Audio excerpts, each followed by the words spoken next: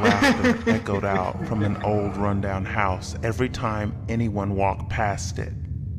The house sat in the woods near a lake. People usually had to pass it to get to the other side of the lake to fish or go swimming. Most people in the area would go around the old house, taking the long way. They say, if you go out at night, the laughter will get louder, and something would come climbing out one of the broken windows of the house. There is an old story that two teenagers went walking in the woods, and it was getting late. They walked by the house and didn't think nothing of the stories people told them. All of a sudden, they both heard laughter.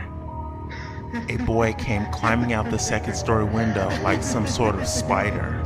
His hands and feet stayed attached to the house as it ran down it, laughing. It was so creepy looking and scary, it scared the couple. The boy leaped off the house and came straight for them. The two ran as fast as they could to get away. The boy nearly grabbed the girl by her ankle as she ran. When the two escaped, they told their story. The teenage girl said the boy didn't look human in the face. It looked like something was wearing the skin of a child. The young man, still shaking in fear, said the laughing boy's eyes glowed white, and he was too afraid to look directly at him as he ran looking back. The teenage girl said she saw his jaw open up and his face stretched out as he approached her. She swore he looked like he was trying to eat her. They both said he didn't move like a human at all. He jerked and twitched and seemed to have an uncontrollable laughing problem. Soon the town named the entity the Laughing Boy. Some would call him the Laughing Boy Pete, after a kid who gone missing years ago, whose name was Pete. One night, a brave pack of teenagers wanted to get this laughing boy on video.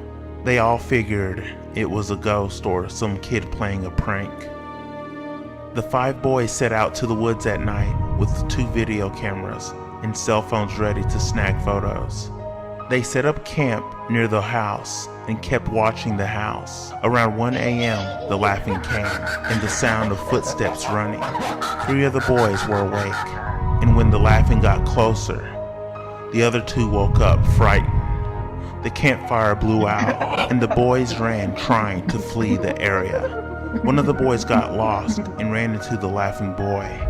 The laughing boy was on all 4s with his bones popping and cracking as he moved at the kid who got lost. The laughing boy laughed with that wicked laughter. Then his mouth stretched open and his face widened. Saliva dripped from his mouth filled with sharp teeth. He then jumped up at the frightened kid and bit down.